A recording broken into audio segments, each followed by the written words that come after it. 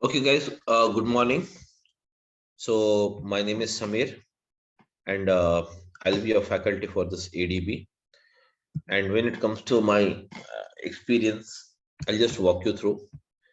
I have around 10 plus years of experience in IT and on the clouds since the past 3 years. I'm working onto this cloud technologies. Okay, that's it. Working in some corporate. Okay, so guys, let us start with this now. So what is, before we go ahead, let us see. And guys, I want everyone to just have an interaction. So I want the session to be an interactive rather than me talking on a side. I want everyone to interact with me. Okay, guys. So let us start with this. So let us say here, Azure Data Engineering. What is Azure Data Engineering? Yes, guys. Everyone, I'm audible. Please. It's audible, Samir. Audible. Okay, so now this is what is Azure Data Engineering. So basically, Azure Data Engineering is pack is a is a packed into the is a packed in the form of services. In the form of what is that? Services. Azure Data Engineering is packed in the form of what? Services.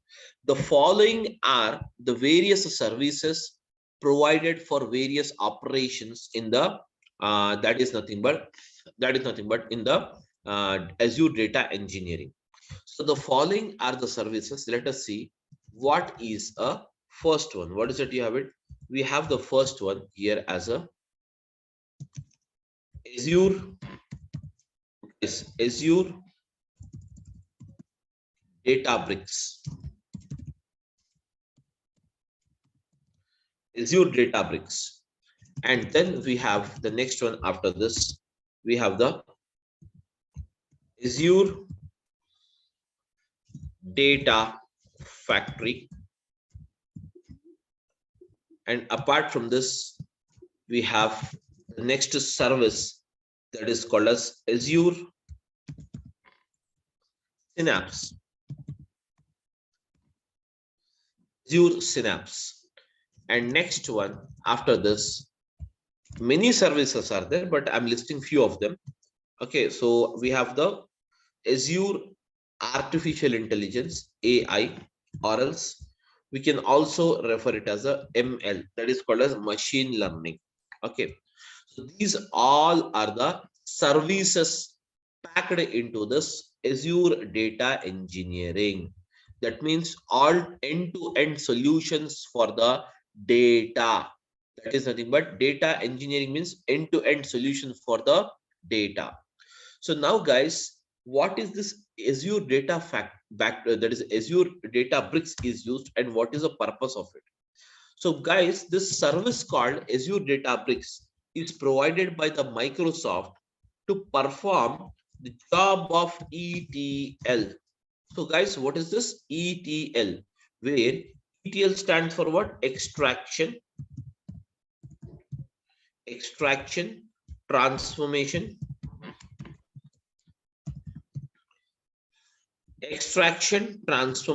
okay, guys, extraction, transformation, and loading.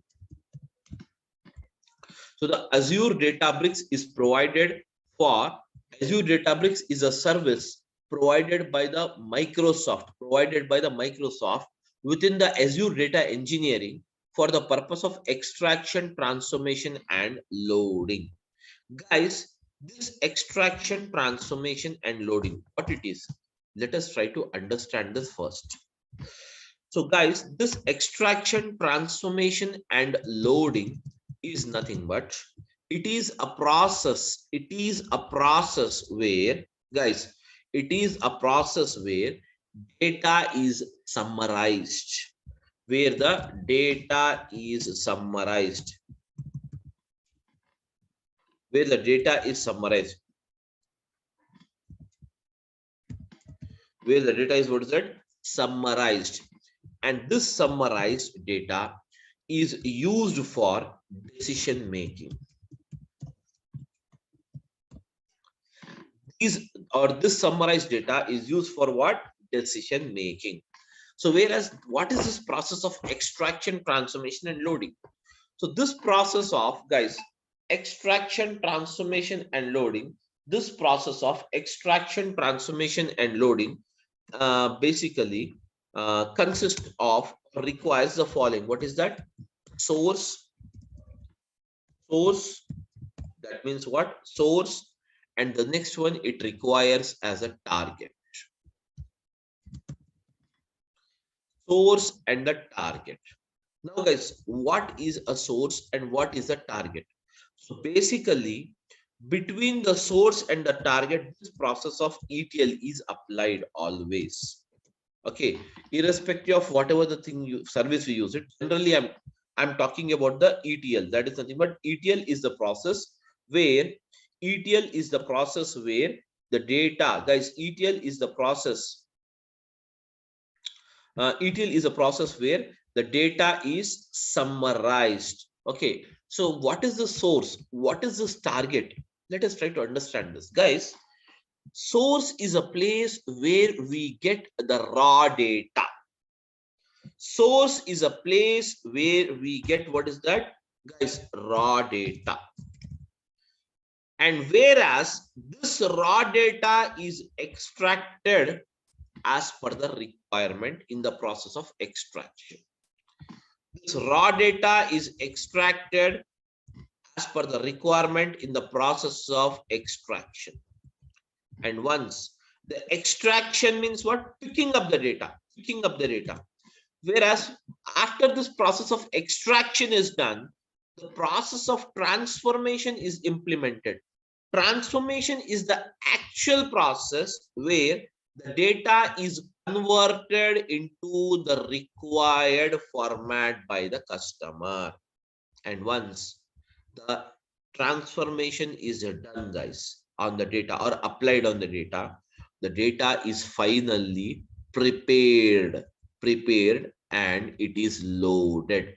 And it is what? Loaded. And where it is loaded? It is loaded into the target, that is called as a destination. Getting my point? Now guys, this is a bit technical. I want to simplify it and explain it to you. Okay, what exactly? Now guys, all of you, are you able to hear my voice? Everyone, please come out. Yeah. So now guys, suppose you go to a supermarket to buy a vegetables. Tell me now, what are the different, that is, how many vegetables will be there in a supermarket? Let us say Reliance Fresh. You have been to the Reliance Fresh to buy the fresh vegetables. Now tell me, how many vegetables you will be having? Many, almost all vegetables you will have it. Am I right? So now guys, tell me a answer now. Do you purchase all the vegetables or you will purchase only those vegetables which is required for you?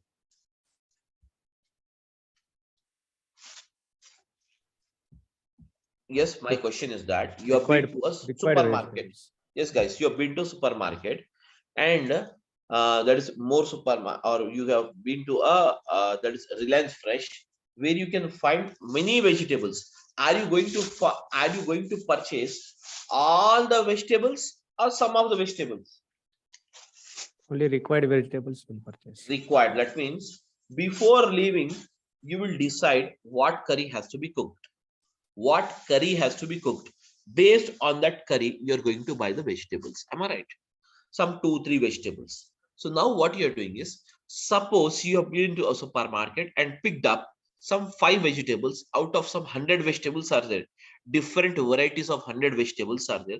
Out of those 100 vegetables, you are purchasing only 5 vegetables. Why those 5? Because that is required for the cooking process. You want to cook only those 5. Am I right? You're picked up. What you will do, once you pick up, you'll put it into your basket, bill it off, everything is done. Now you will come home. Now tell me, what is the form of vegetables now? It's raw form. Yes, exactly. Very good. So the vegetables in the raw form. So now guys, what you will do, you have to eat those vegetables. as we are human, so we require to eat those vegetables, but we need to cook it. Am I right? Cook it. So what you will do, you will cut the vegetables, chop the vegetables, everything you will do it, and then you will put it on a, that is nothing but they will put it on a stove, and ultimately from the raw farm, all the 5 vegetables you will pour it in one that is nothing but bowl, and you will cook it.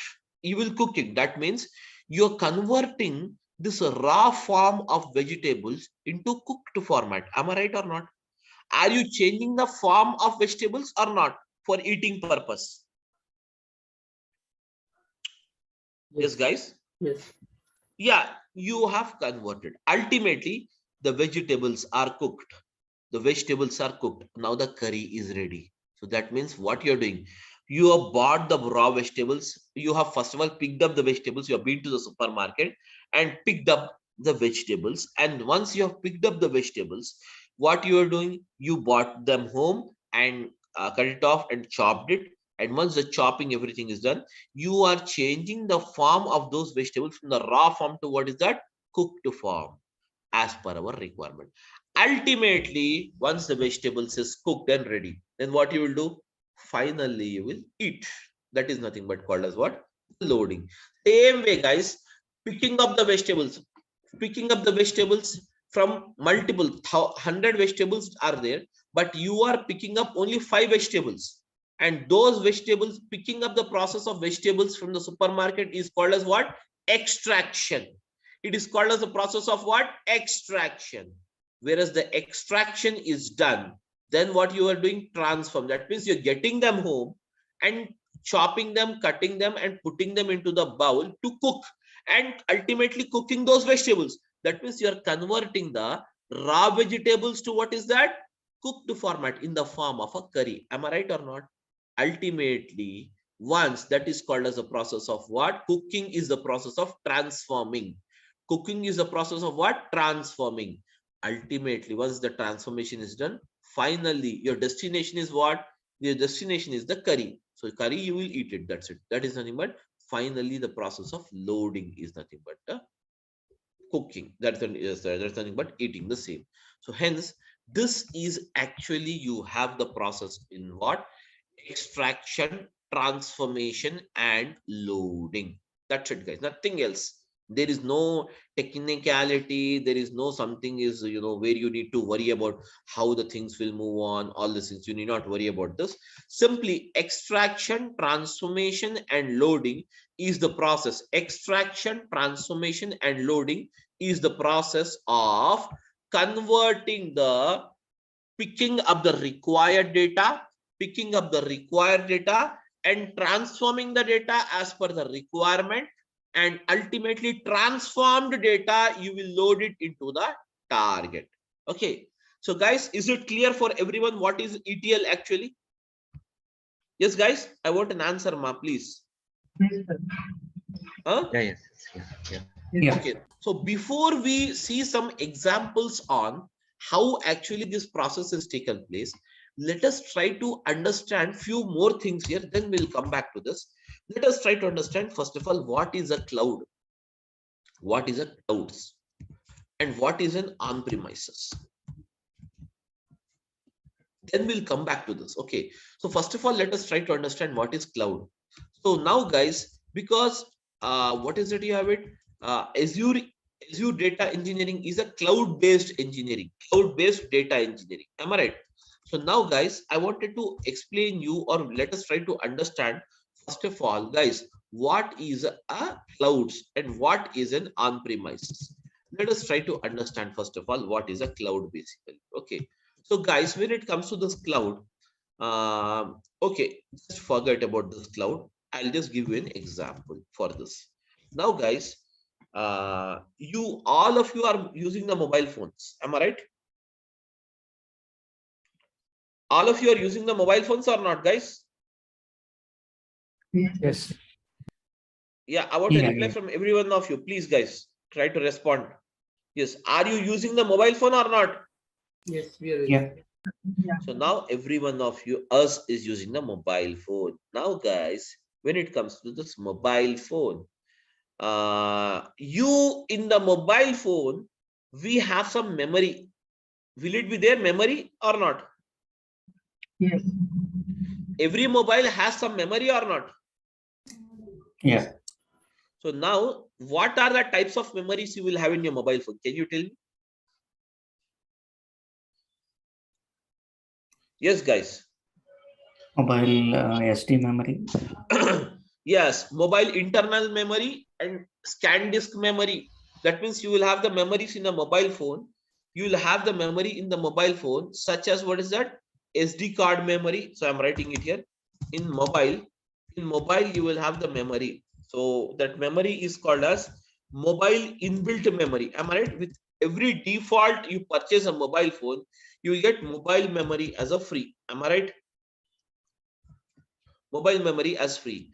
Apart from the mobile memory, guys, you will also have you will also have, guys, you will also have a memory that is called as SD card memory. What is my SD card memory, guys? SD card memory is nothing but scan disk card memory. That means, suppose every mobile you are getting it with a 16 GB internal storage memory.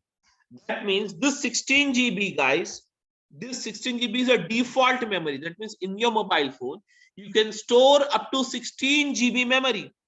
Whereas if you require to store more memory rather than thus, you want to store one more, that is nothing but 32 GB of memory you wanted to store it.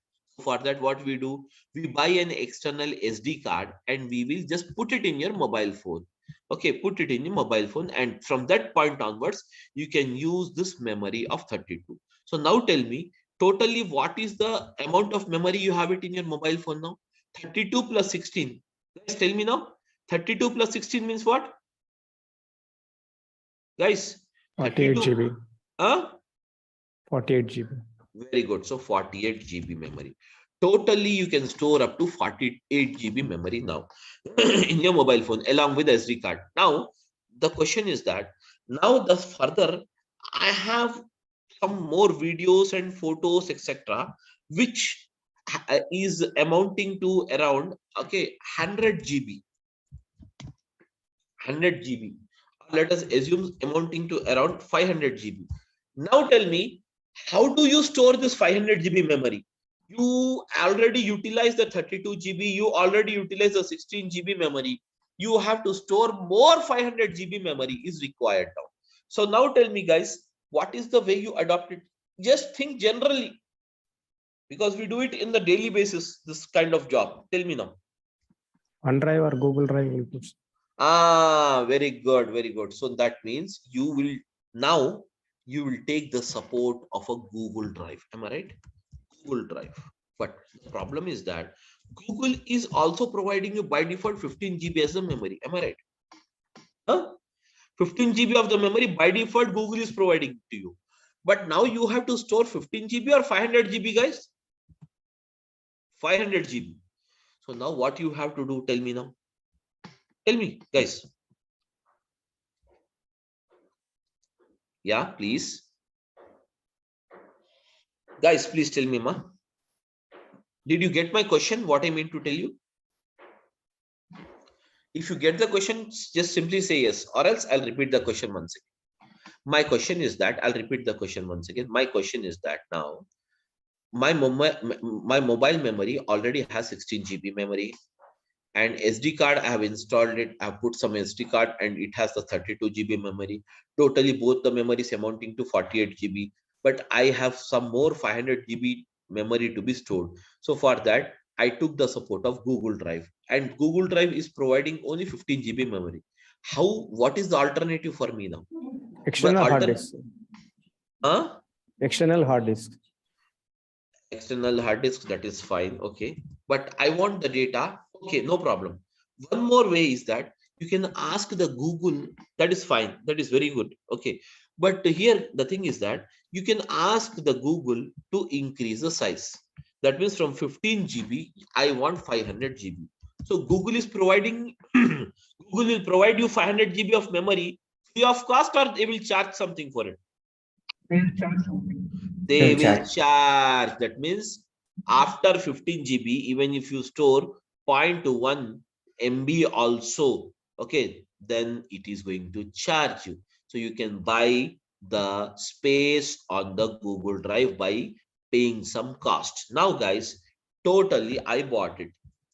I bought this one also. Everything is done now. Totally, the amount of memory. What is that amount of memory I have?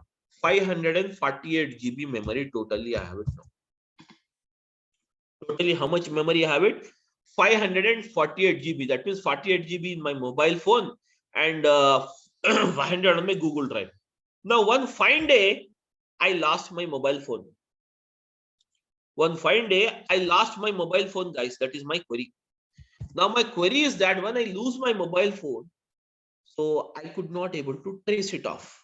Now, the question is that I bought a new mobile phone. I have to buy a new mobile phone. Hence, I bought the new mobile phone.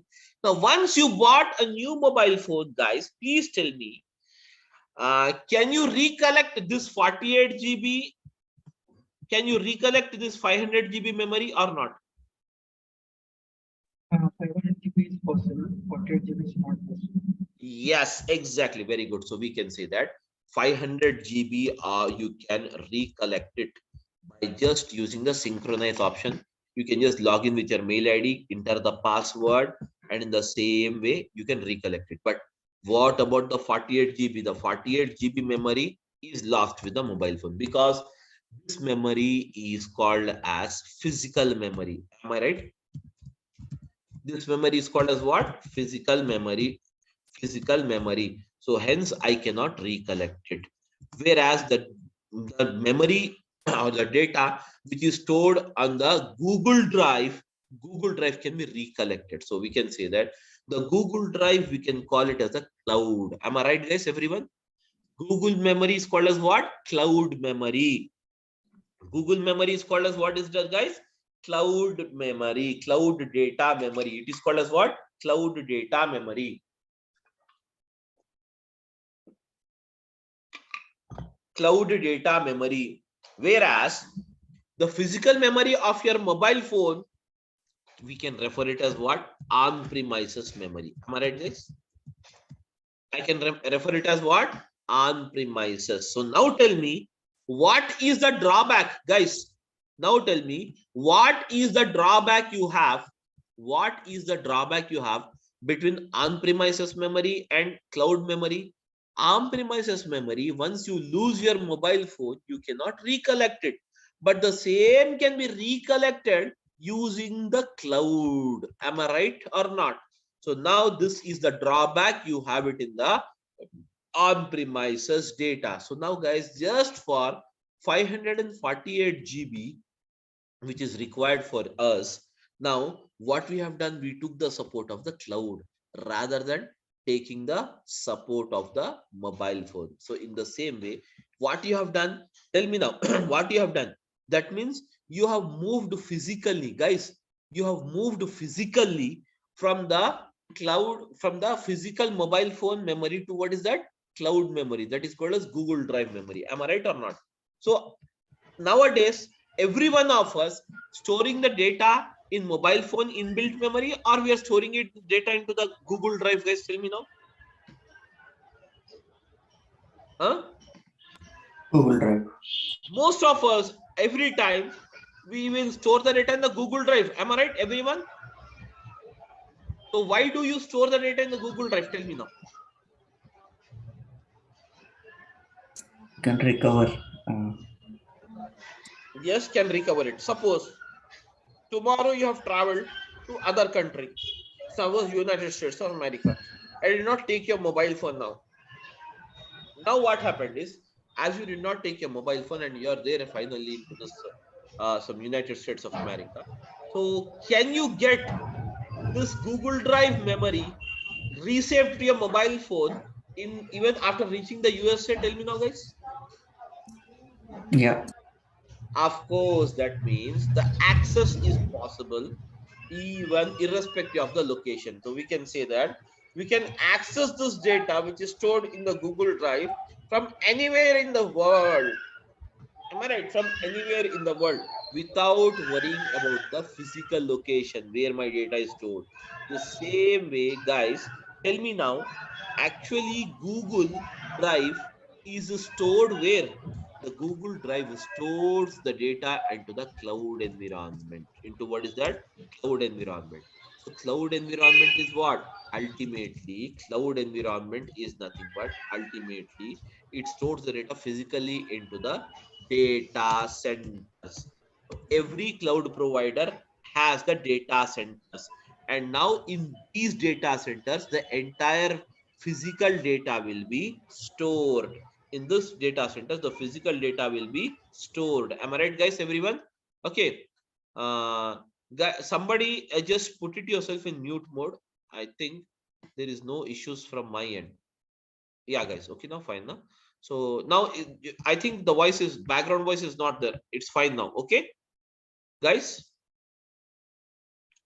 There is no disturbance now, I think, from the background. Please say yes. Yeah, it's fine now. So now, guys, now in the same way, guys, here you have a cloud and on-premises. Cloud means what? Cloud is nothing but storing the data onto the Google Drive is a cloud environment. And now, guys, on-premise is nothing but storing the data into your mobile phone physical memory. Mobile phone memory. Mobile phone memory is called as what? On-premises. Is called as what, guys? What is it called as? On-premises. Am I right, guys? So now, guys, as we are an individual, still we wanted to save the data. Still we wanted to move it from the physical memory to what? Google Drive memory. In the same way, lot of the corporates, many corporates, now what they're doing is they're planning or they are moving from the physical data to what is that? Cloud data. So for that, many cloud providers has come out. Many cloud providers has come out to provide the support for it. So for that, the following are the cloud providers we have it. What is that? The first one is called as what? Azure. Azure is a cloud provider from Microsoft. So Microsoft, what it is doing is it is marketing their product, the cloud product. It is marketing its cloud product with a name called what? Azure. Okay. And then we have what is that? The next one provider as what? Amazon, or we can say AWS. AWS is from what? Yes, Amazon Web Service. Amazon Web Service. And the third one, what is that you have it? Google, GCP. So we have the GCP, which stands for what? Google Cloud Platform.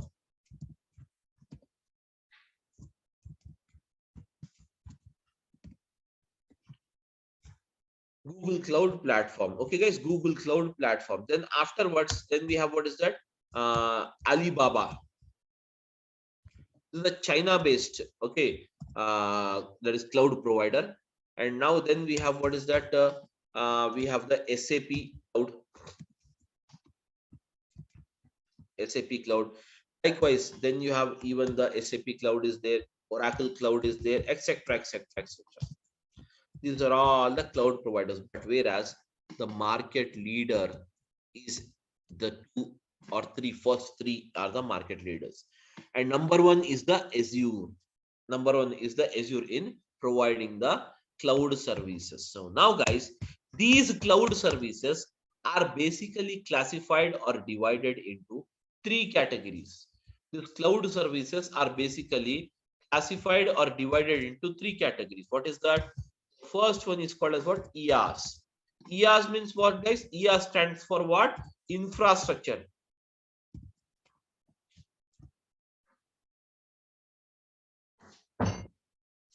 Infrastructure as a service.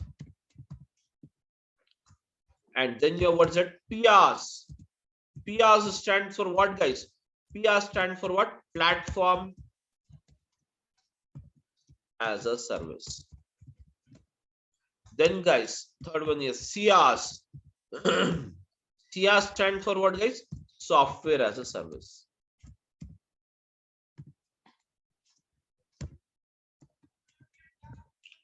Software as a service. Guys, these are the three different services provided by the cloud providers. That means IaaS as a service, PaaS as a service, and CaaS as a service.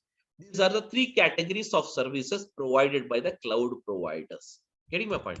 So now entire cloud service is classified or built according to these categories: IaaS, PaaS, and CaaS. Infrastructure as a service means what, guys? Suppose just now we have discussed that you require 500 GB of data to be stored. That means you require what? Space on the cloud. Space on the cloud to store the 500 GB data. Am I right? So whereas this all storages, suppose you require, what is it? All the storages, how much storage you require it? 500 GB or 1000 petabyte. Okay, petabyte. So all these, okay, all these, can you see here? All this is the responsibility of the that is nothing but the cloud provider, and it provides this service in the form of what? Infrastructure as a service. Now guys, you require a RAM, random access memory. You require a RAM speed of let us say 56 GB. So now guys, you need not buy an external RAM or anything. Simply you need to inform your cloud provider that this is the RAM speed you require it. So he will set it for you. So you need not worry about the physical components or the physical parts now. Getting my point? Next, after this, platform as a service. Suppose guys, suppose. What is platform, guys? What is platform? Platform is generally a type of an operating system. Now guys, we are using Android as an operating system, and can you see here? That is nothing but Apple is using some operating system. Okay, so hence these are the various operating system. Okay, these are the various operating system used by the various that is nothing but various mobiles, we can say. In the same way, if at all you have a computer, so generally in the computer, what is the operating system we use it, guys? Can you tell me what is the operating system we use it in a PC, guys? Tell me now. Generally we use the Windows as operating system. But now my question is that I have a very massive amount of data, and this massive amount of data is not supported on the Windows operating system most of the time. Let us assume banking data. Banking data is very huge, massive amount of data. So now it is not supported on the Windows operating system. Hence, we require some other operating system that is called as what? Mainframes. Mainframes is an operating system. Mainframes is an operating system from what? IBM. So you need not buy the license of this. You need not worry about the operating system. Simply you need to inform your cloud provider Azure that you require the mainframes operating system. He will take care. And now guys, suppose you require some softwares. Softwares in the sense you require some reporting softwares, or you require some analytical software, such as you require some softwares, or you require any kind of reporting. That is nothing but, suppose you require Power BI,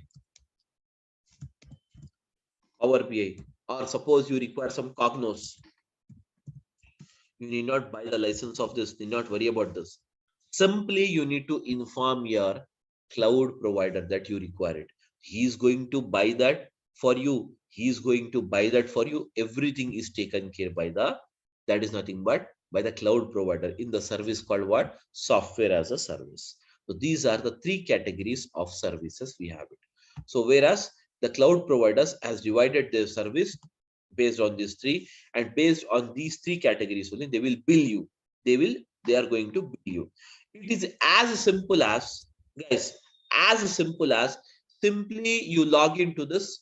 You have the OTT platforms is there, Amazon Prime, Netflix, etc. What you will do, you will enter your mobile number and a password. That's it.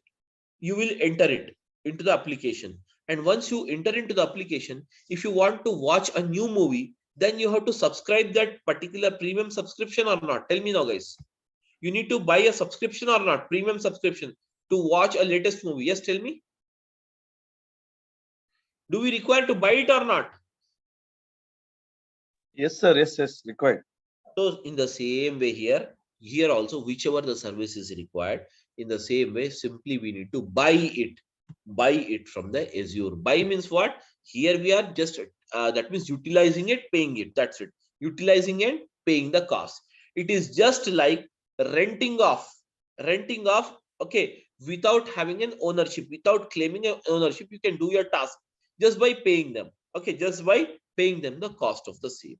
So whereas where these are the three categories of service provided by the cloud. Now guys, the cloud is clear for me and on premises is also clear for me. Everything is clear. But my question is that source, target, and this thing is done. Already this is also extraction, transformation, loading done. But my question is that what is exactly the use of the ADB, that is called as Azure Databricks? What it does? We have to understand this. So now guys, let us come back here. When it comes to the Azure Databricks, the Azure Databricks is a service of Microsoft, which is provided to perform the job of extraction, transformation, and what is that? Loading. To perform the job of extraction, transformation, and what is that? Loading. The Azure Databricks is a service of a Microsoft provided to perform the job of extraction, transformation, and what is that? Loading. Okay, guys. Now, when it comes to this Azure Database, exactly, let us try to understand this ETL with some example. Guys, here I have a data. So let us say here, I have some data here. So I'm using, guys, I'm using it this as a source. And now I have the source. And now, guys, in the bottom, I'll write the target. My query is that I have a data of a supermarket, and supermarket data is given like this: product ID, product rate, product quantity sold, and date of sales.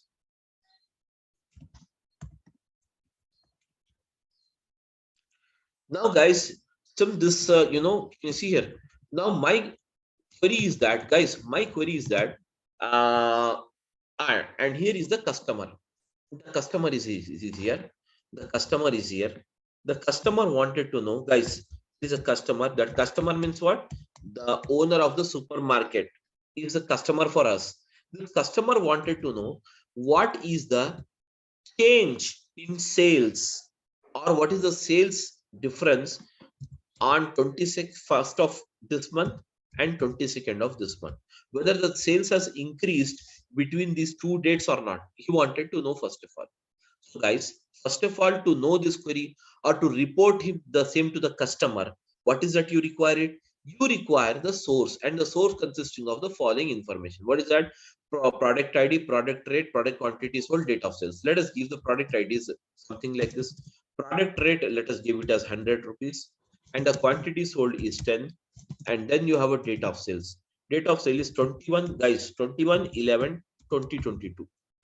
And then you have the product something like this, okay, product ID, and the rate is 200, and the quantity sold is 05, and now the date of sales is 21/11/2022. And then I have something like this. So I have 500 02, and now guys I have 21/11/2022. Now guys, this is the thing we have it. First day, that means what? 21st data is already recorded. Do we have 22nd data? No, we will write the 22nd data. So as you wanted to write the 22nd data, simply what I will do is I'll copy this information and I'll paste it here. Okay, that's it guys. Let us see it here how to make it. So simply copy this information and I'm pasting it the same information. But now what I will do is, instead of this, I will make it as 200, rate is 200, and here I'll make it as rate as 300, and here I'll make the rate as 1000. That's it. Okay. Just now guys, product quantity sold as it is, but I'm changing the date here. What's the date? 22, 22, and now guys 22, 22. Now guys, here you have it. Now tell me now, as you have this 2 days data, tell me now, the 2 days data is here or not, guys? Now to tell me, is there any difference in the sales?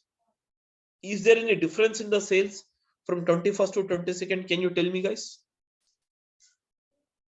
Yes, different is there, sir. Different is there. Difference is there. How can you say? How can you say? Just by looking into the data. Am I right or not? Just by Yes, looking yes. into the data, yeah, just by looking into the data, you can say there is a difference. Why you are able to say? Because you have only how many records are there, guys? Totally 6 records. Very simple, small data. You can look it here and decide it. Am I right or not, everyone? Huh? Yes, sir. Yes. Yeah. Yes, yes. If you have massive amount of data, can you look onto the data and decide it or not? Suppose each table having yes. some 1 lakh records. Can you decide it by looking into the records? No, not possible. Not possible. So for that, here we use the technique. What is that? ETL. Let us see how the ETL is applied here. Extraction. ETL stands for what? Extraction. Extraction. Extraction. Let us see how the extraction is done here. The first process of extraction is that where you have to pick up. Where you have to pick up. Do we require the product ID to find out the net sales amount of the day? Do you require the product ID, guys? Not required. Not required. Do you require the product rate? Yes, required. Required. Quantity sold? Required. Date of sales? Required. So now, guys, I'm picking up these 3 columns. Picking up these 3 columns is the process of what is that? It is the process of extraction. It is the process of what? Extraction. Now the columns are picked up. Now, guys, next comes transformation. Picking up is done. Transformation.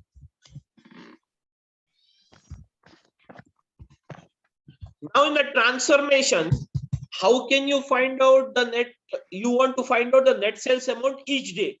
So to find out the net sales amount, do we need to perform some arithmetic operations on the data or not? That means some mathematical calculations is required or not? Yes, sir.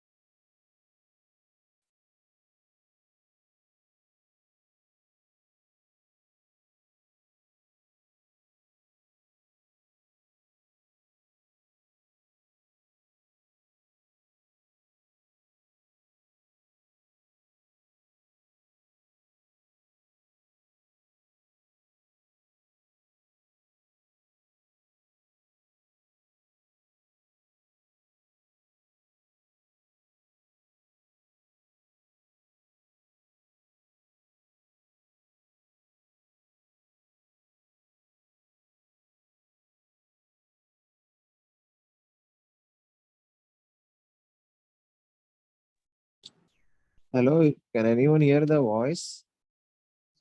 Yes, yes. Sir, screen is not visible. Actually, he's left for his left. Maybe he's facing network issue. Okay, okay. Shamil is not there.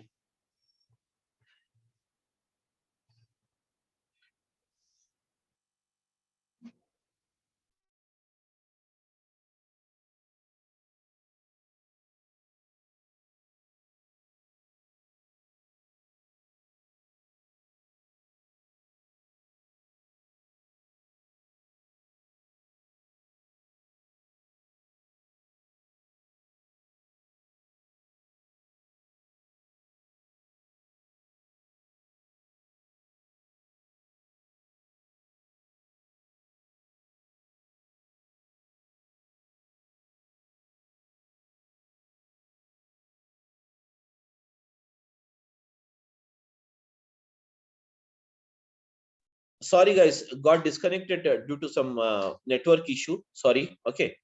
Hello, I'm audible now? Yes, yeah. Yeah, I'm audible now. yeah, so got disconnected due to some this thing, network issue. Okay, so now guys, okay, we were just a minute. So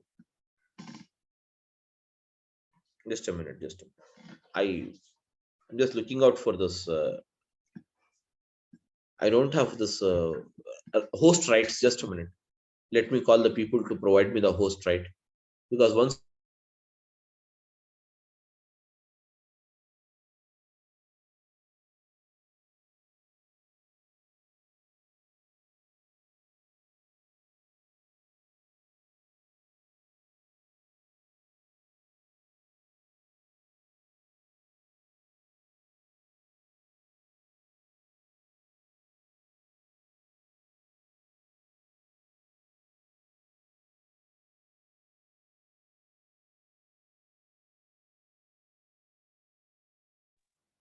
Because you can provide a host rights to Shami. Might be what is the host.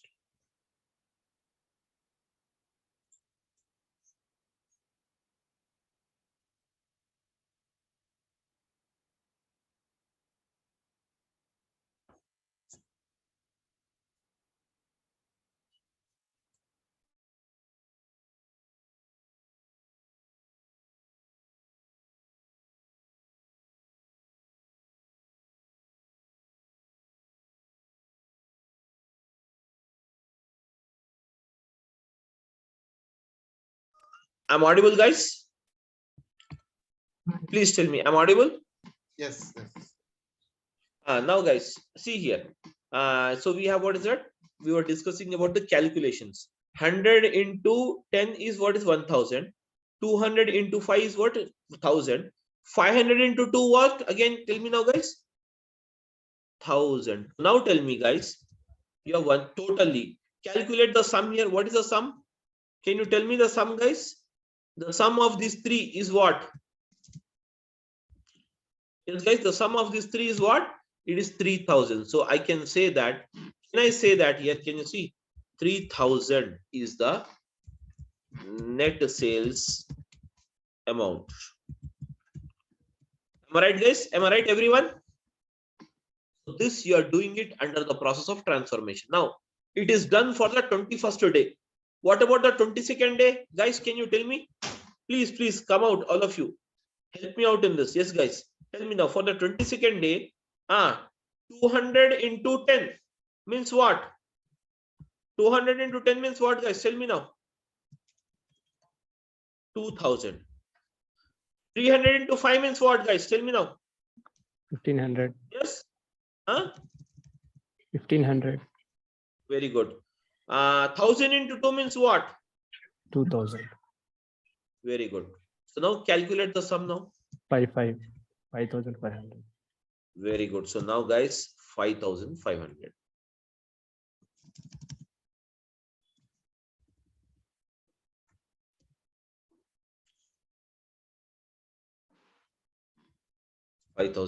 Now, guys, this is the net sales amount. Now, guys, this process is called as a transformation process. It's done now.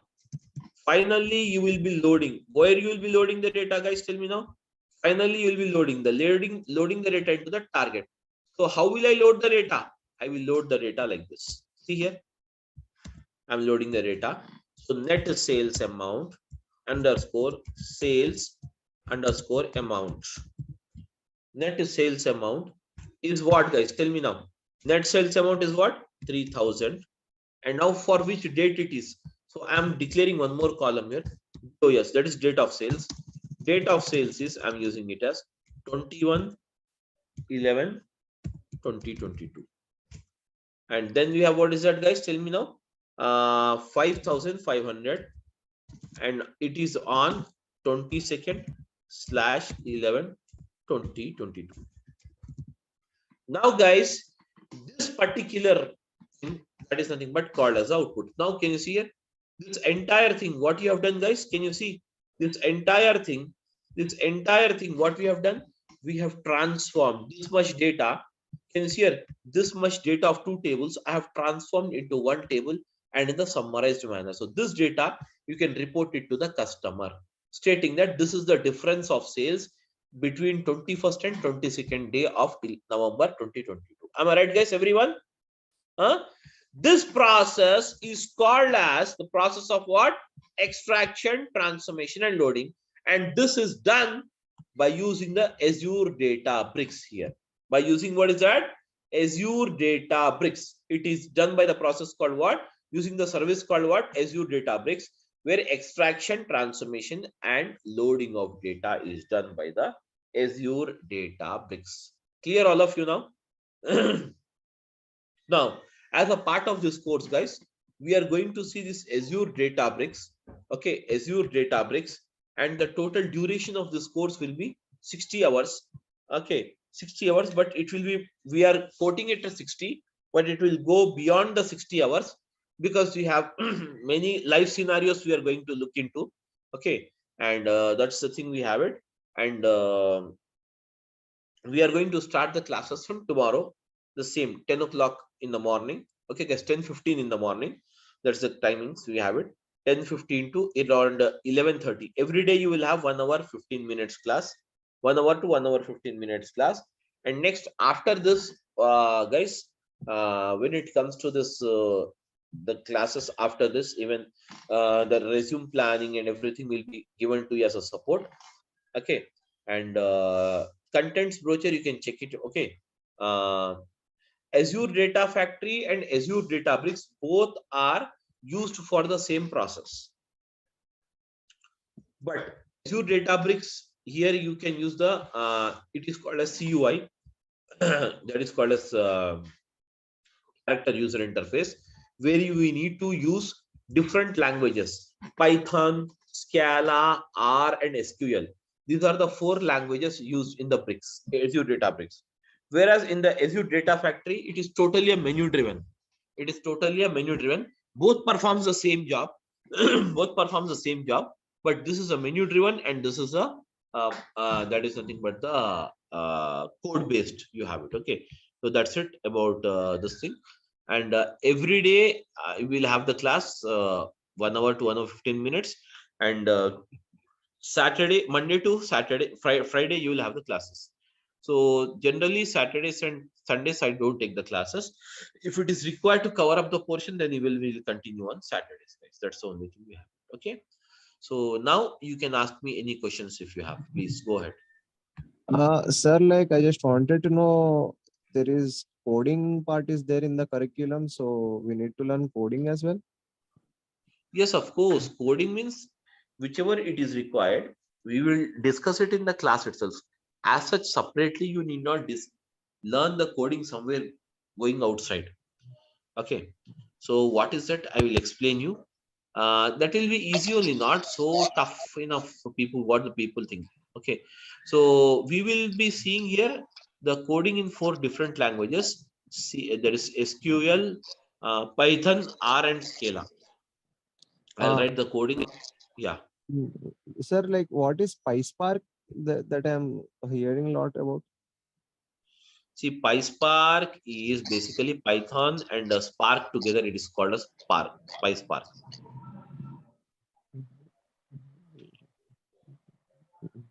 PySpark. Okay.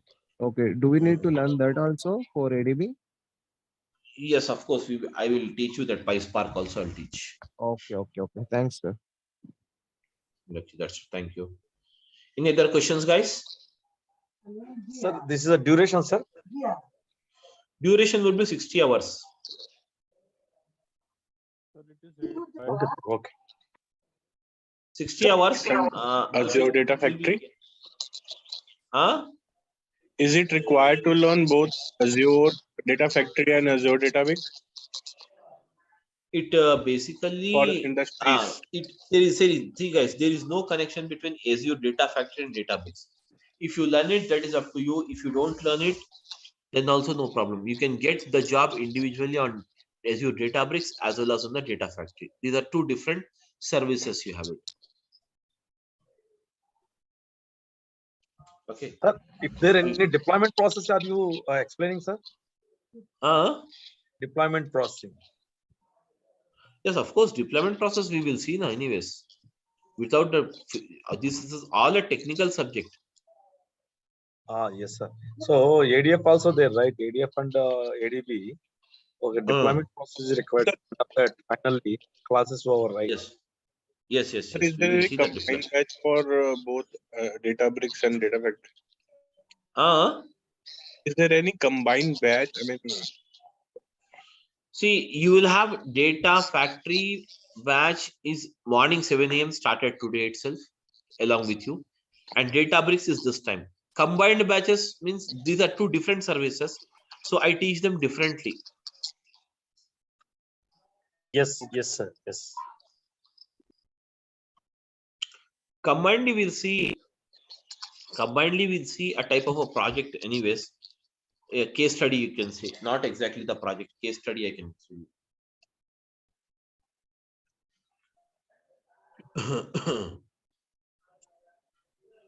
See, basically, when it comes to the data, someone is typing. So what is that? Monitor, optimize data storage, data processing. All this is covered, guys. And whatever the training we are going to look into, it is basically okay. More than enough to write a certification also. Certification for ADB whenever you want to write it. Okay, this is enough. So as a part of even the that is nothing but everyday videos will be provided to you.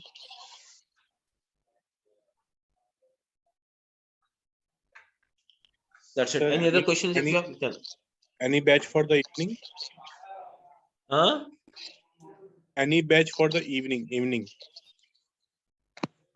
Right now, no, there is no batch in the evening. So morning batches only we have it.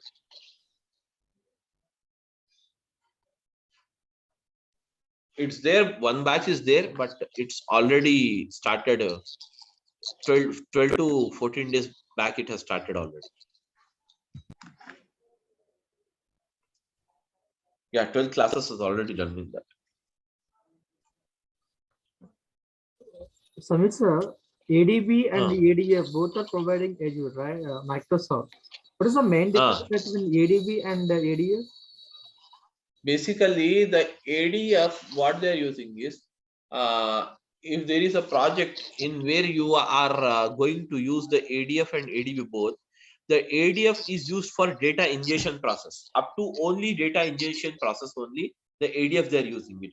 Further, after the data ingestion of the data, ingestion, that means insertion of the data. Okay, once the data is inserted, the data picking up the data from there and preparing or moving the data into Delta Lake and then performing the visualization. For all this process, we are using the ADB only.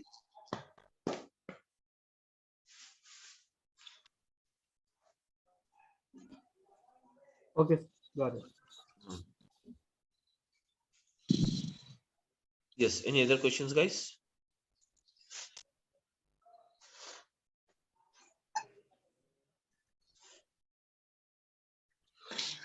Okay, Sir, that's it, guys. any specific software we have to download for this? No software is required. No software is required. No licenses is required. Simple, very subscription. I'll tell you. I'll show you. You have to subscribe that. That's it.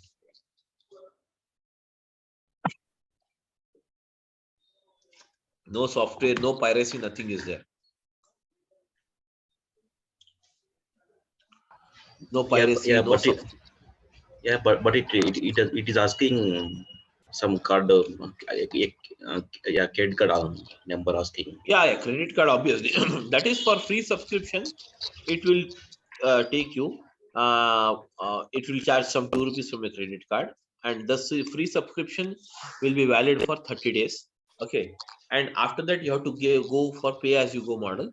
That pay as you go model will not cost you if you based on your usage only. It is just like pay as you go means it will not charge you more than 700 to 800 for an individual. So okay, because we are working on, because we are working on a type of an organization. Then even I'm taking multiple batches. Even then I'm not getting the bill more than 2,000 rupees per month, 2,000 to 2,500. But there is a technique for saving this. That is nothing but how to save the cost and all. I will that is anyways tell you those techniques. So if you follow that, that's not a problem for you to make out. That's the thing. Yeah, can you providing that license code in per for practice purpose. Huh? Yeah, can you provide license account? Sorry, can you providing account so but for a practice purpose? Account, you can take it. It's not me to provide you. You can take it directly. I'll show you the way how to create account. Everything I'll show you. Yeah, okay.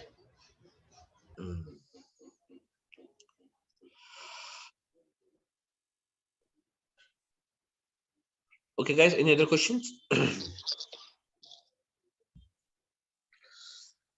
Okay, guys. Thank you. Then we'll meet tomorrow morning at the same time. Yeah, please go ahead. Any questions?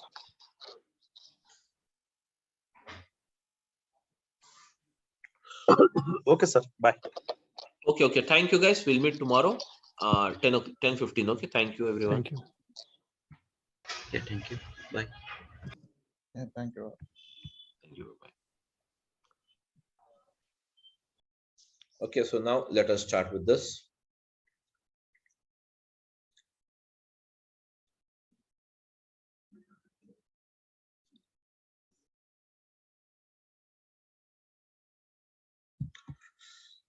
Okay, guys, so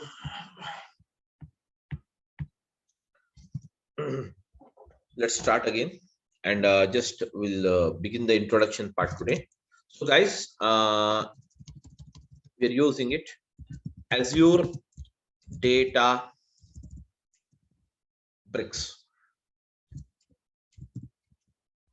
Okay, we're using the Azure Databricks.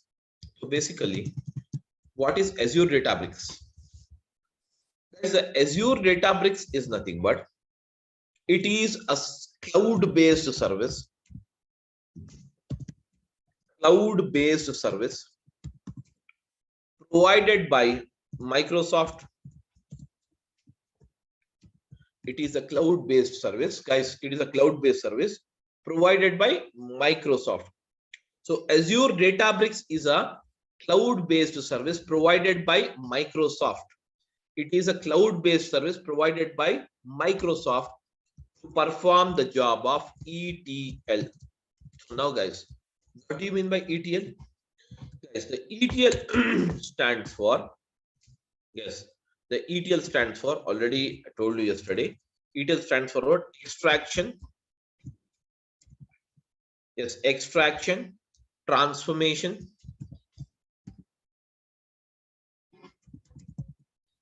extraction, transformation, and loading. Extraction, transformation, and loading. Whereas this process of extraction, transformation, and loading is a process of, yes, is a process of what? Data summarization. Is a process of what? Data summarization. It is a process of what, guys? Data summarization. So extraction, transformation, and loading, this is a process of what is that? Data summarization. It is a process of what? Data summarization, wherein for the process of ETL, that is called as extraction, transformation, and loading, guys, we require the following. What is that? We require the source. First of all, source means what? The source of data. Source, guys, source. And then we require, what is it? The another one as a target. We require the first thing as a source and the second thing as a target. So now, guys, when it comes to the source, what do you mean by source? Okay, guys, what is the source of income? The place from where we get the money is called a source of income. In the same way, a place where that is nothing but the source from where you get the data is called as what? Source of data. Source is nothing but actually it is, guys. Source is nothing but what? Actually it is. Yes, guys. Source is nothing but actually it is. Okay. Actually, it is the source of data. That is a place from where we get the data is called as what? Source of data. Okay, guys. A place from where we get the data is called as what? Source of data. So I'm using source of data. Yes, guys, source of data. So now, guys, tell me now the source of data.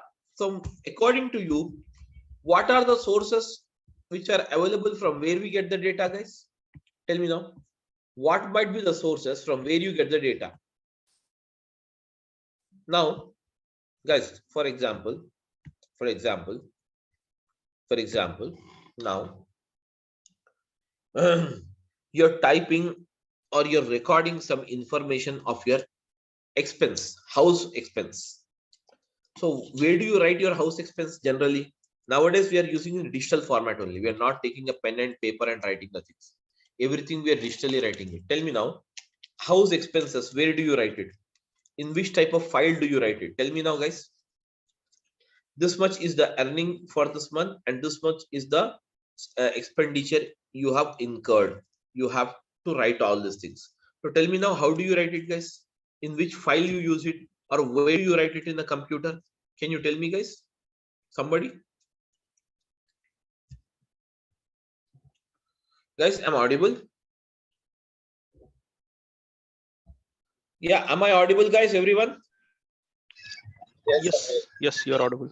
So you're understanding what I mean to tell you? Guys, you're understanding what I mean to tell you? My question is that, suppose you have to write your household expenses. Not let us go into the broad scale. We'll just go to at our place. You want to write a household expenses. Where do you write this information? That is income, expenditure. You have to write it. What type of thing you use it? Are you going to use in Excel file, guys, or not? Yes. So that is nothing but basically your house affairs, or your that is nothing but house expenses and income. You're going to write in an Excel sheet, but ultimately that is what? That is but nothing but the data. That is nothing but what is that? Data. So we can say, what is that? Source of data is nothing but the place from where we get the data is called as what? Source of data. A place from where we get the data is called as what? Source of data. So we can get the data from what is that? Following files. We can get the data. Okay, files. What type of files, guys?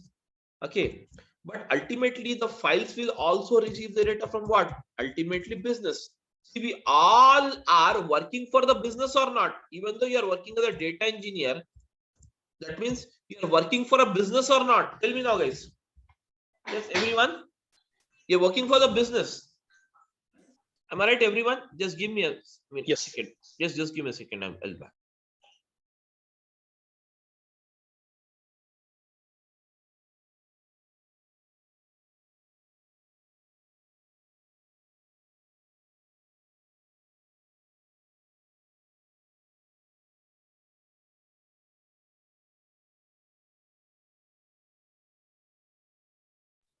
Okay, sorry. So guys, we all get the data. We all work for the business only.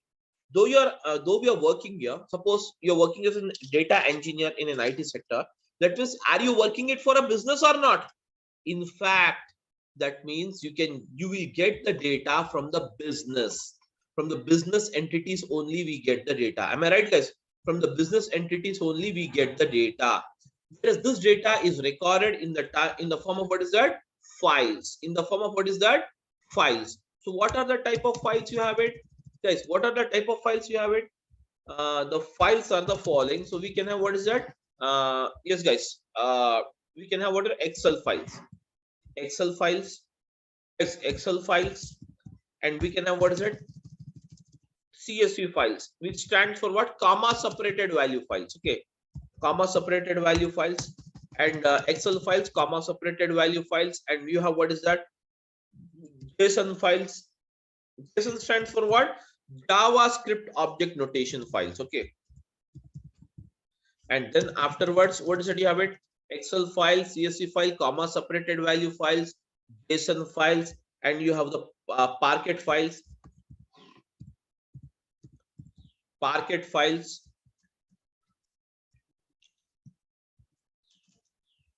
You have the Parquet files. Okay, guys. You have the Parquet files, and then you can have what? Avro files.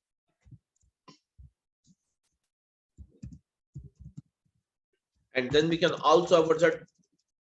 ORC files, various type of files. That means we get the data ultimately from the business, and this business will be recorded in the type in the form of what? Files. Excel files, comma separated value files, JSON files, Parquet file, Avro files, ORC files. Anyways, you don't worry about the files.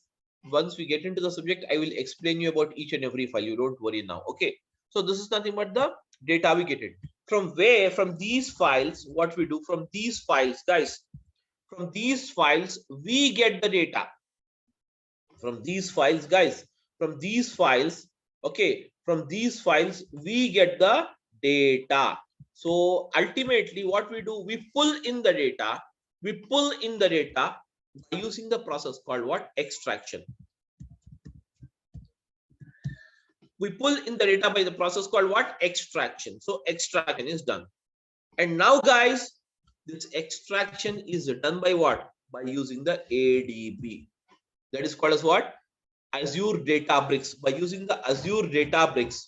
By using the Azure Databricks, guys, by using the Azure Databricks, we perform the process of extraction. That means extraction of data. Extraction, the full name is what? Extraction of data only, guys. Extraction of data. Extraction. Then extraction is done. Then next, what is the process you have it? Tell me now, guys. The next process, the next level of processing is what is that? Transformation. So transformation is nothing but the ultimate requirement. Based on the requirement of the customer, you're going to change the format of the data. You're going to change the structure of the data. You're going to design a new structure of the data. Am I right? This is called as what? Transformation. And once the transformation is done on this data, ultimately the process of loading will be taken place. And loading means what? The final data, whatever you have it, will be transferred to the destination. That is called as what? Target. That is called as what? Target. Or we can say destination. We can say target, or we can say destination. We can say target, or we can say what is that? Destination. The data will be transferred to the destination. Am I right, guys? Everyone? Yes, guys, everyone is following or not? I want a reply, guys. If you don't talk, yeah, if you don't talk, I cannot understand what is your thing. Okay, so I want everyone to respond it, guys, so that I'll come to know whether you people are following or not. Okay, anyways, so this is the first. Now, apart from, guys, apart from getting the data from the files, we can also get the data from the business. We can also get the data from the business in the form of what? Database. And database can be what again? The database can be what? It can be Oracle database. It can be the SQL Server database. Okay, it can be any type of database you have. Whereas this kind of database, can you see here? This kind of database, when you receive the data, we can say that we have received the data from OLTP system. We have received the data from what is that? OLTP system. What do you mean OLTP? OLTP stands for online transaction process. Online transaction process. That is called as what? OLTP system. Okay, OLTP system. You will receive the data. Getting my point? You will receive the data from what? OLTP system. So now, guys, ultimately from this database, what we do, we pull in again the same process. We pull in the data by using the process of what, guys? Same process we perform it. Extraction will be done. That means using the ADB, we extract the data. We extract the data. And once the data is extracted, then what we do, guys? We perform the transformation on the data. We perform what is that? Transformation. Transformation is the actual process of data summarization or loading the data as per the requirement of the client. So now, guys, loading will be done. And finally, once the loading is done, guys, once the loading is done, the loading will be done. Okay, the loading will be done into the destination. That means this is the destination.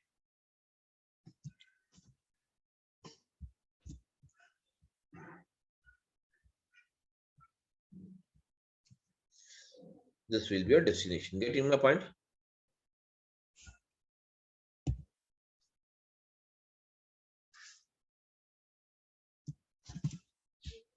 Now guys,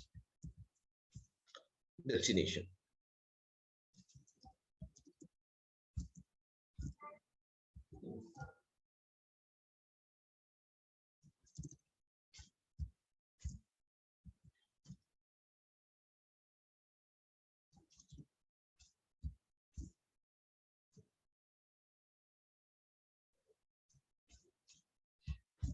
Destination.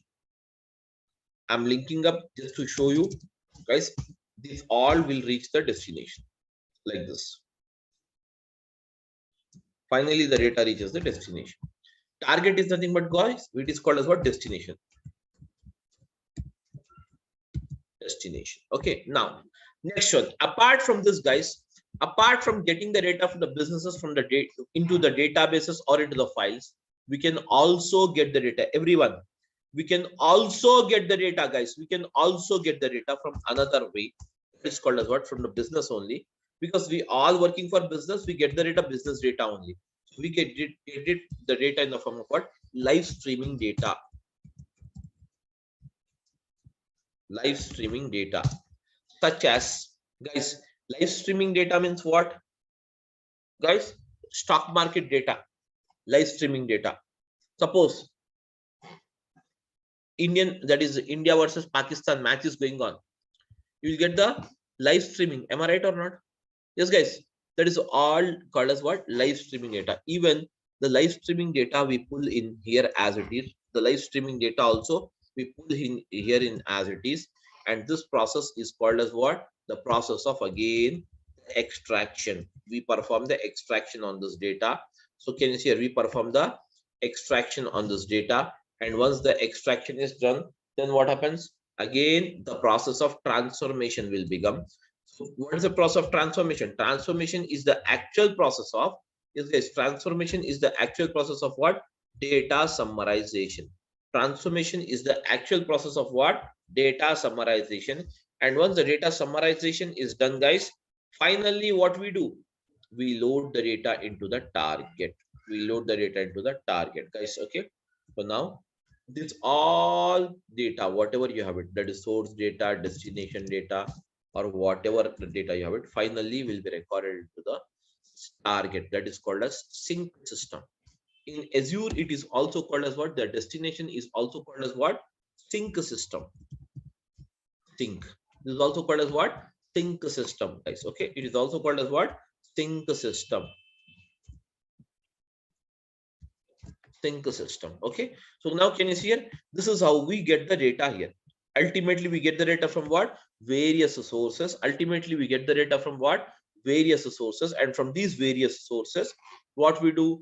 We extract the data, we transform the data, and we load the data into the target.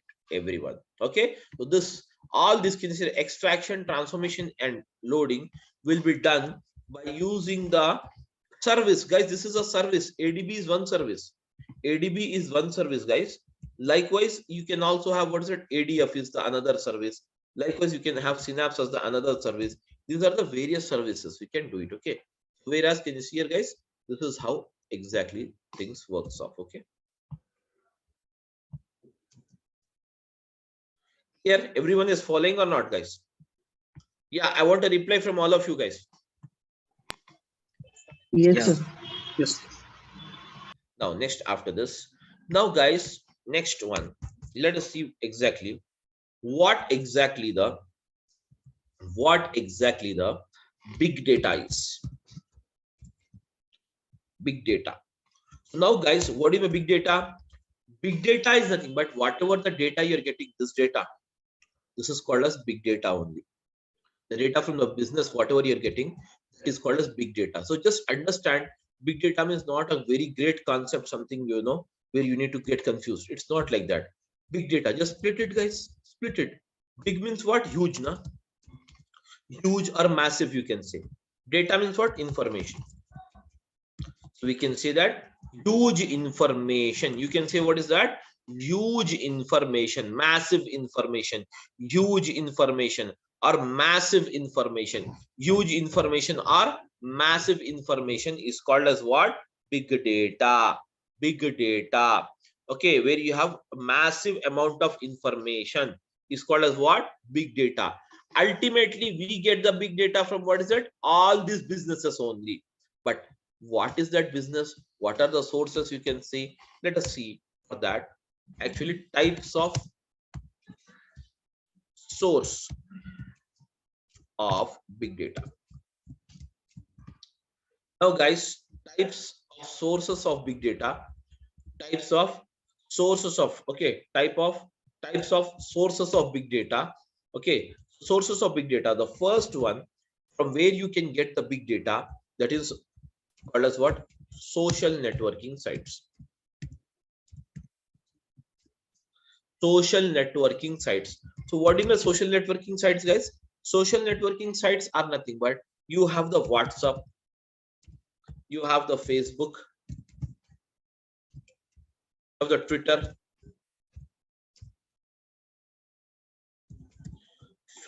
WhatsApp, Facebook. Okay, guys, WhatsApp, Facebook, Twitter. Then you also have what's that? LinkedIn. Then afterwards, you also have what's that? Instagram. All this Insta and all these are what? These are all called as what? Social networking sites. These are called as what? Social networking sites. So the social networking sites are basically referred as the major source of getting the big data. Major source of getting the big data. Getting my point? Next one after this, guys, you have the second source. So what is the second source? We can say second source as the banking application. So across the globe, the banking application is the major source, considered as the major source, guys. Banking applications are considered as the major source of getting the big data. The banking applications are considered as the major source of getting the big data. Major source of getting what's that? Big data. Major source of getting the big data. Suppose you go to a bank and get an entry done. So in your passbook, you have made some entries. That is some cash withdrawal entry and some deposit entry and some online transfer entry, some purchase entries, some entries you have made it. Okay, that means some transactions you have done it. So, but can you see here in this passbook, as you have made only 3 transactions, but it will give you some 7 to 8 lines code. Am I right? 7 to 8 lines it will print. Balance, it will print deduction after the debit balance. So that means type of data. That means banking data is considered as a massive or huge amount of data across the globe. Getting my point? So we can get the data, the big data. We can also get it from what? Banking applications. That means this we have discussed as a business now. Business means what? It can be social networking site, which is a one type of business. Banking application is the another type of business from where we get the data. Okay, then we can also get the data from what is that? Machine generated data. Machine generated data. So what do you mean machine generated data, guys? The data which is generated by a machine. Suppose you have a CT scan machine. Suppose you have a CT scan machine. Okay, so it scans of the human body, whereas the CT scan machine or MRI machine, okay, MRI scan or CT scan machine, whatever the machines you have it, okay, and then we have what's it? MRI, okay, scan, or else we can also have what is that? CT scan, MRI scan, and even the ECG machines. Okay, these are all the machines which generate some data. Am I right, guys? These are the machines which generate some data. Am I right, everyone? These are the machines which generate some data, whereas even these machines, can you see here, generate some data. So this kind of data is also considered as the big data. That means a massive amount. The CT scan machine generates a very massive amount of data. So that is nothing but called as what? Machine generated data. Any that is machine which generates the data is called as what? Machine generated data. That's it. Okay. Then afterwards,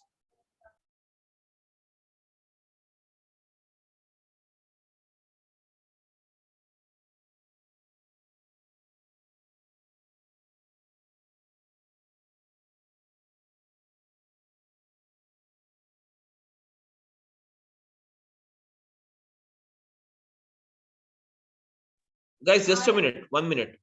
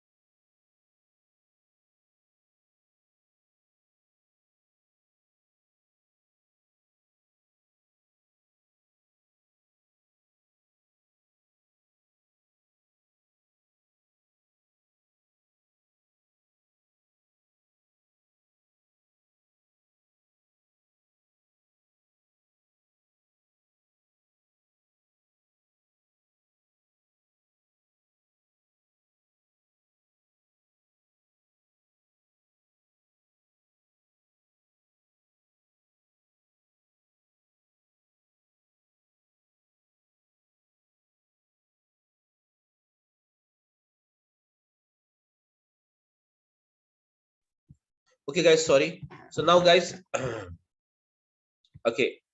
So now, guys, after this, okay. So now, can you see here? This is nothing but the can you see here some that is machine generated data. After that, the fourth one, what we can consider here is okay. That is called as what? IoT sensors, Internet of Things. Okay, IoT sensors. We get the data from what? Sensors. We get the data from what? Sensors.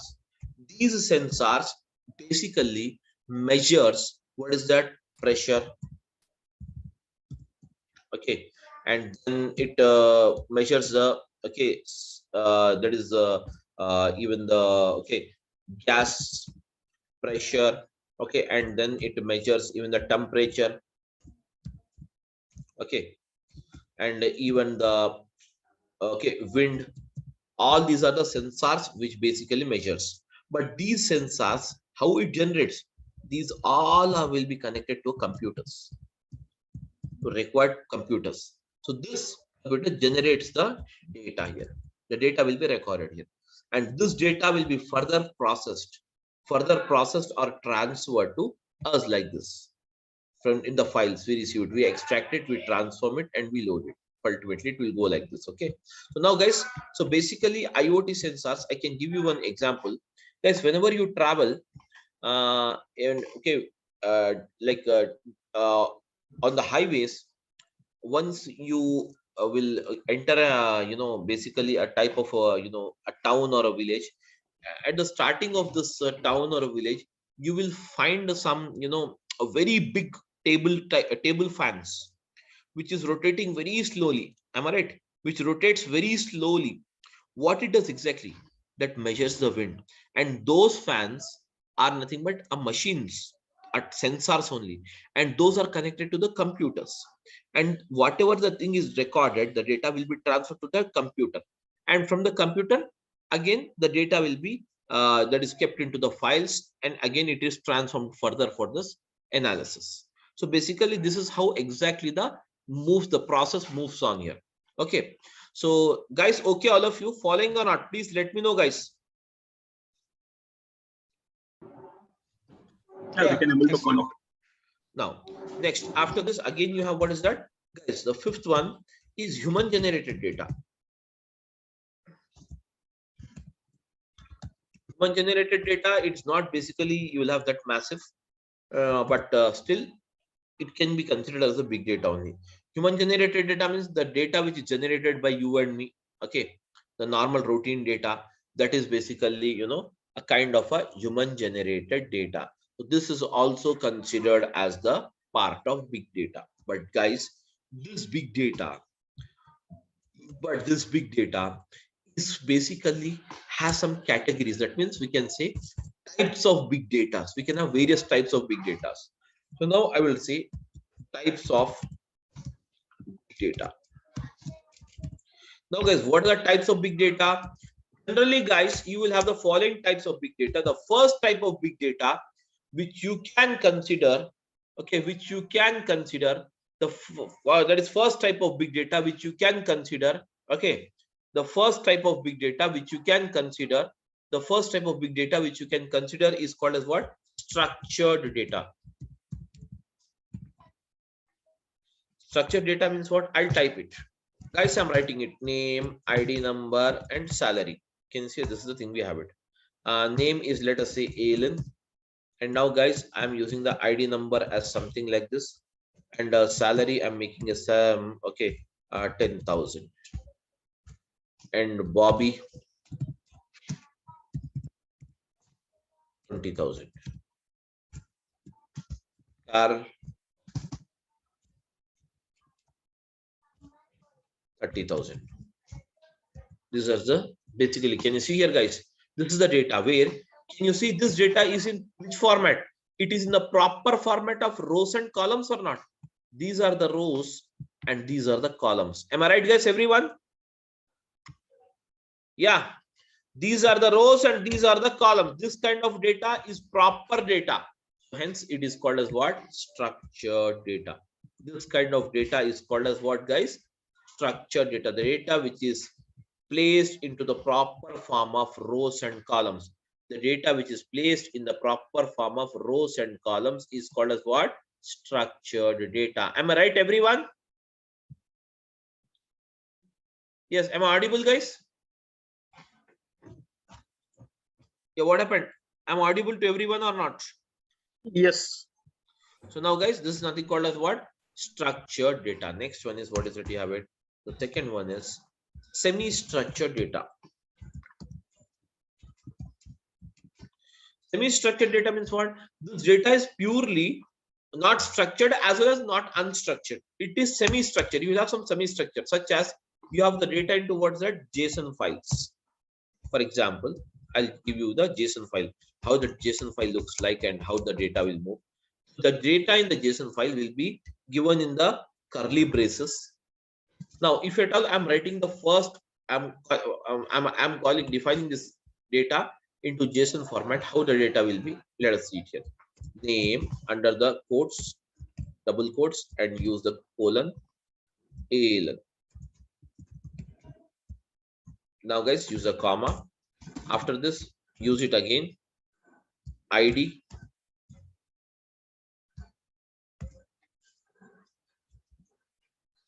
ID. Then use it as it's a numeric data. Now you can place it normally. Again, we have what is that, guys? Under this, again, you have what is that? Car. That is salary. This is also numeric data, so hence you can leave it as it is. Do not place under this. And finally, after this is done, the data is closed, the braces. Can you see here? This kind of data is called as what? Semi-structured data. It is called as what, guys? Yeah, it is called as what, guys? Semi-structured data. This kind of data is called as what? Semi-structured data.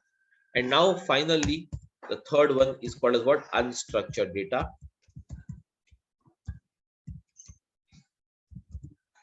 Unstructured data is nothing but guys, this unstructured data is nothing but basically there will be no particular structure, such as the photos in your mobile phone, the videos, the chat history, and the voice notes. All these comes under the unstructured data only. There is no proper structure for it. Okay, there will be no proper structure, guys. There will be no proper structure. There will be no proper structure. Okay, there will be no proper structure. All the that is nothing data is called as what? Unstructured. 80% of the globe, 80% of the data from the globe, we'll get it in what? Unstructured format only. 80% of the data across the globe, we'll get it in what? Unstructured format only. So guys, these are the types of big data we can have: structured, semi-structured, and unstructured. And this structured, semi-structured, and unstructured can be placed onto what is that? Into this type of files, or into this databases, or we can extract it from the live streaming, further the as it is process. So this is how the entire structure works. So is everyone clear with this, guys, or you have any doubt? You can ask me now.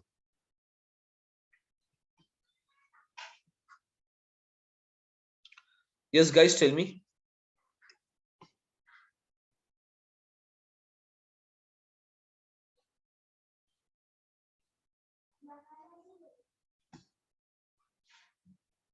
Guys, tell me now. No, Samir, no doubts as of now. Okay. So this is how the things works off. Okay, guys. That's it. So for the day, guys, that's it for the day. And so with Azure Databricks, what kind of data we usually handles, like structured or non-structured? Unstructured only. Unstructured only. Okay. Unstructured, semi-structured, and structured. 3 of them will handle it basically. Not mostly you will have semi-structured data. Okay, thank you. That's it, guys. So this is the thing we have it. Please go ahead now. So to learn Databricks, do we need any predefined technical background? Hello, Do you? am I audible? Yeah, tell me. Yeah. No, I'm just asking, what are the prerequisites to learn this Azure database? See, I don't have any basically, background in the field. yeah, prerequisites is that if you know the Python, or if you know the R, or if you know the SQL, that is very well. You can just understand the code what you can do. If not, also I will explain you, and you have to put your efforts much on that, because this is basically a purely type of a technical job where you have it. What we are doing in Databricks. If you don't want the amount of coding, you don't need actually the coding.